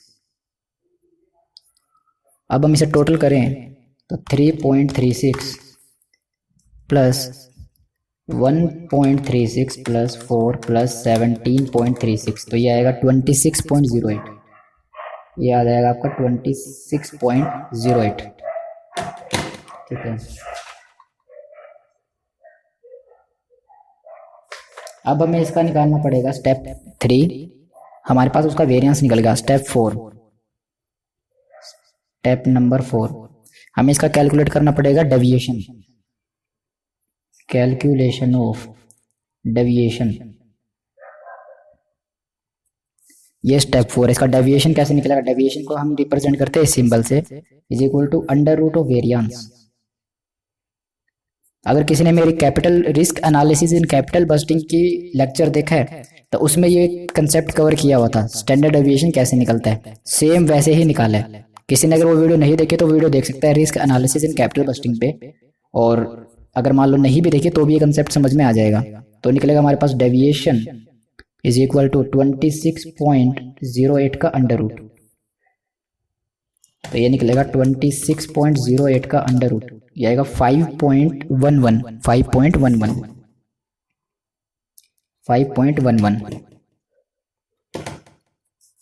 ठीक है। ये हमारा स्टेप नंबर 4 है। आप साथ के साथ वीडियो पॉज करके स्टेप लिखते जाइए, ठीक है, आपको आराम से सॉल्व हो जाएगा। इन स्टेप्स को फॉलो करना है आपको। स्टेप 3 ये था, हमने इसका निकाला वेरिएंस। स्टेप 1 में हमने निकाला एक्सपेक्टेड डेज, कितने डेज लगेंगे। स्टेप 2 में हमने इसका प्रोजेक्ट का नेटवर्क बनाया कि कितना टाइम लगने वाला है। स्टेप 3 में हमने इसका वेरिएंस निकाला। स्टेप 4 में हमने इसका डेविएशन निकाला। अब हम स्टेप 5 की तरफ मूव करेंगे। स्टेप नंबर 5, अब हमारे पास स्टेप नंबर 5, ठीक है। अब देखिए स्टेप नंबर 5 हमें क्वेश्चन में दिया हुआ है, क्वेश्चन में दिया हुआ है कि आपको है ना इतना मिनिमम अमाउंट बताना है कि 95% आपकी जो है प्रोबेबिलिटी आप ब्रेक इवन पे पहुंच जाओ। 95% चांस ये हो जाए कि आप ब्रेक इवन पे पहुंच जाओ, नो प्रॉफिट और नो लॉस की सिचुएशन पे पहुंच जाओ, ये 95% चांसेस हो जाएं। तो इस तरह आपको एक ब्रेक इवन पॉइंट निकालना है।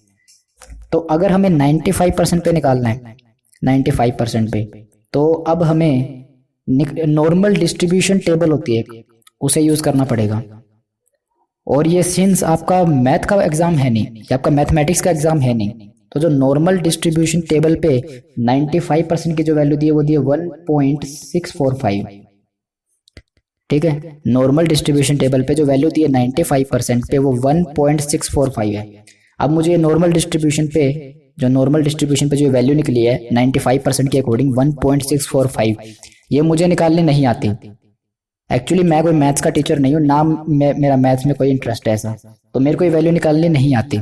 आपको अगर वैल्यू निकालनी आती है ये तो आप मेरे को कमेंट कर दीजिएगा कैसे निकलती है। ठीक है, मैंने इसको ट्राई किया है ढूंढने की, पर मेरे को सही वीडियो अभी तक मिली नहीं है इसके ऊपर। तो आपको ये बात लर्न करनी पड़ेगी।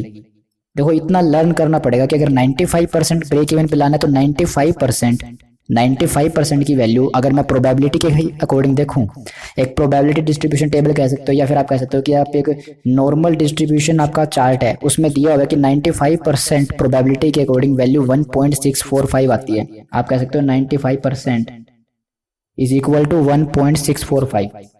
अब मुझे नहीं पता ये वैल्यू कैसे निकलती है, आप निकाल सकते हो तो आप देखो। मैंने तो बस सिंपल लर्न किया कि 95% पे ये वैल्यू निकलेगी, और लगभग एग्जाम में क्वेश्चन आएगा तो 95% ही नहीं मिलेगा आपको, क्योंकि एग्जामिनर को भी पता है आप मैथ का एग्जाम नहीं दे रहे हो, जो स्टडी मटेरियल में रेट दिया है आपको लगभग वही मिलता है। तो 95% है तो इसकी वैल्यू लर्न कर लो 1.645, 1.645, 1.645 अगर 95% दिया है, ये आपको लर्न करनी पड़ेगी। ठीक है, ठीक है। अब देखो स्टेप 5 में हम निकालेंगे हमारे break even days, break even days 95% के अकॉर्डिंग, क्योंकि हमें कहा है क्वेश्चन ने कि आप इतने दिन निकाल दो या इतनी कॉस्ट निकाल दो कि वो एटलीस्ट हमारे ब्रेक इवन का 95% तो पहुंच ही जाए। मतलब नो प्रॉफिट और नो लॉस की सिचुएशन हम एटलीस्ट 95% तक वो सिचुएशन अचीव कर लें जहाँ पे ना प्रॉफिट हो ना लॉस हो। तो मुझे पहले ब्रेक इवन डेज निकालने पड़ेंगे, कितने दिनों पे नो प्रॉफिट और नो लॉस की सिचुएशन 95% पे पहुंच जाएगी। तो इसके लिए फॉर्मूला है, देखो इसमें फॉर्मूले हैं, इस क्वेश्चन में फॉर्मूले, और यही सीएमए फाइनल की खास बात है कि इसमें ये एड ऑन किया है कि फॉर्मूले हैं। ठीक है, तो हमें फॉर्मूले करने टीएस ब्रेक इवन डेज के लिए, टोटल डेज के लिए हम लेंगे TS minus duration of project, duration of project divide by deviation, ये हमारा फॉर्मूला है, और इक्वल टू 1.645, क्योंकि 95% के अकॉर्डिंग इसका इक्वल टू इतना आना चाहिए, इसका टोटल 95% आना चाहिए, क्योंकि जो ब्रेक इवन है वो हमें 95% तक अचीव करना है। तो इनको जो कैलकुलेट करूंगा, कैलकुलेट करने के बाद वैल्यू 95% आनी चाहिए, और 95% की वैल्यू होती है 1.645, तो मैंने यहाँ पे 1.645 लिख दिया 95% की जगह। ठीक है, अब आप निकाल लीजिए टीएस माइनस प्रोजेक्ट की ड्यूरेशन कितनी थी। प्रोजेक्ट की ड्यूरेशन थी, हमने अभी देखा था शायद 77 डेज कुछ थी। प्रोजेक्ट की जो ड्यूरेशन थी वो थी 77.49 डेज। ठीक है, इस पूरे को सोल्व करने के बाद सबसे लास्ट में जो वैल्यू आती है ये दोनों, ये प्रोजेक्ट की ड्यूरेशन होती है, तो आएगा 77.49 divide by standard deviation. Standard deviation हमने कितना निकाला था, शायद 5.11 था, ये रहा 5.11 इज इक्वल टू 1.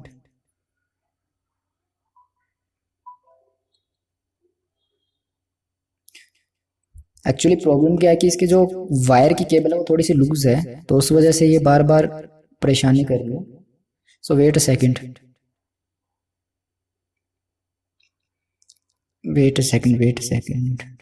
यस, तो हमने लिखा standard deviation error 5.11 is equal to 1.645। ठीक है, मैं भी एक बार वैल्यू कंफर्म कर लूँ, 1.645 यस, 1.645 यस। तो हमारे पास आएगा TS minus 77.49 is equal to 1.645 into 5.11, ये इधर डिवाइड में मल्टीप्लाई में हो जाएगा, तो TS minus 77.49 is equal to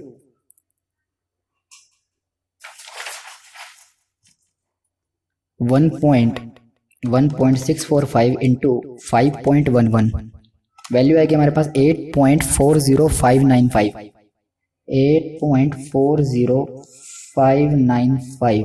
तो मैं कह सकता हूँ कि TS कितना आएगा आपका, TS आएगा आपका 8.40595, इधर माइनस का इधर आगे प्लस में हो जाएगा, प्लस 77.49। तो टोटल जो TS आएगा वो आपका आएगा प्लस 77.49। अगर मैं इसी में ऐड कर दूं 85.89, 85.89 डेज, 85.89 डेज। तो ये 85.89 जो डेज है इसे मैं कह सकता हूँ कि ये अप्रोक्स 86 डेज है। ठीक है, क्योंकि डेज कभी फ्रैक्शन में नहीं होंगे, या तो पूरा 85 दिन होंगे या 86 दिन होंगे। ठीक है, बीच का नहीं होगा। तो 85.89 तो 86 डेज है। तो अब हमें निकालनी है स्टेप नंबर 6, हमें निकालना है बिड प्राइस। बिड प्राइस कितना बिड प्राइस देंगे हम, देखो क्वेश्चन में दिया जो वेरिएबल कॉस्ट है, जो आपकी वेरिएबल कॉस्ट है वो 9,000 रुपीज पर डे है, और आपकी जो फिक्स कॉस्ट है वो 8 लाख रुपए है। तो हम लिखते हैं यहाँ पे फिक्स्ड कॉस्ट, FC मतलब फिक्स कॉस्ट 8 लाख रुपए, प्लस हमारी वेरिएबल कॉस्ट कितनी है 9,000 रुपए पर डे, और कितने 86 डेज के लिए। तो 86 के लिए कितना आएगा ये 9,000 रुपीज पर डे इंटू 86, ये आएगा 774, 7,74,000। तो ये आएगा बिड प्राइस। तो बिड प्राइस जो आएगा वो आएगा 7,74,000 प्लस 8 लाख, ये आएगा आपका 15,74,000, 15,74,000। ठीक है, अगर आपको ये वैल्यू निकालनी आती है 1.645 की कैसे नॉर्मल डिस्ट्रीब्यूशन चार्ट को हम यूज करके वैल्यू निकालते हैं, तो आप देख सकते हैं कैसे निकलती है। ठीक है, सिंस मैं मैथमेटिक्स नहीं करा रहा हूँ तो मैं ये वैल्यू नहीं कराने बैठूंगा, और मेरे को भी अभी इस वैल्यू के बारे में पता नहीं कैसे निकलती है। मैं इसको ट्राई कर रहा हूँ कि पता करना है कैसे निकलती है, और अगर आपको एग्जाम में मिला तो एग्जाम में आपको चांसेस 95% पे ही देगा। तो इससे अच्छा है कि ना करो, तो उससे अच्छा है कि इसको कम से कम लर्न कर लो, कोई छोड़े नहीं। ये ना देखे कि ये वैल्यू कैसे निकली और उसको ना समझ में आए उस वजह से वो क्वेश्चन ही छोड़ रहा है, ऐसे मत करना। 95% पे याद कर लो 1.645 आती है वैल्यू, और क्वेश्चन में आपको अगर एग्जाम में आए तो 95% का ही चांस है कि 95% ही मिलता है। चलो ये हमारा क्वेश्चन सोल्व हो गया। अगर किसी को देखने स्टेप दोबारा से तो देखो, स्टेप 1 में निकाला एक्सपेक्टेड डेज इस फॉर्मूला का यूज करते हुए। स्टेप 2 में हमने इसका एक नेटवर्क डायग्राम बनाया, ये क्रिटिकल पाथ निकला। स्टेप 3 में हमने वेरिएंस निकाला क्रिटिकल पाथ का। क्रिटिकल पाथ ये था, उसके ऊपर वेरिएंस कैसे निकाला इस फॉर्मूले को यूज करते हुए 1/6 TP माइनस TO का होल स्क्वायर। ये निकालते हुए हमने टोटल निकाला वेरिएंस। अब हम इस वेरिएंस का निकालेंगे डेविएशन, स्टैंडर्ड डेविएशन। तो डेविएशन निकलता है वेरिएंस का अंडर रूट, तो वेरिएंस का जब हमने अंडर रूट किया तो ये निकला डेविएशन। उसके बाद हम हमारे स्टेप 5 की तरफ, हमने ब्रेक इवन डेज निकाले, कितने दिनों पे हम 95% ब्रेक इवन की सिचुएशन अचीव कर लेंगे। तो 95% की वैल्यू यार ये फॉर्मूला हमें दिया था, TS माइनस प्रोजेक्ट की ड्यूरेशन डिवाइड बाय डेविएशन। ये फॉर्मूला लर्न करना पड़ेगा, और वैल्यू 95% पे डिस्ट्रीब्यूशन चार्ट के अकॉर्डिंग ये आती है। हमने इसे सोल्व किया तो आया 86 डेज। तो हमने इसका बिड प्राइस निकाल लिया कि फिक्स कॉस्ट तो फिक्स रहेगी, वो तो सेम रहने वाली है चाहे हम कितने दिन लगाएं। वेरिएबल कॉस्ट लगेगी 86 डेज के लिए 9,000 पर डे के हिसाब से इतनी, तो टोटल हम 15,74,000 रुपीज का प्राइस उस बिड पे लगा देंगे कि हम 15,74,000 रुपीज लगाने को तैयार है। ठीक है, इस सिचुएशन पे 15,74,000 पे एटलीस्ट 95% तक मैं अपने ब्रेक इवन को अचीव कर लूंगा, no profit no loss situation को। ठीक है, चलो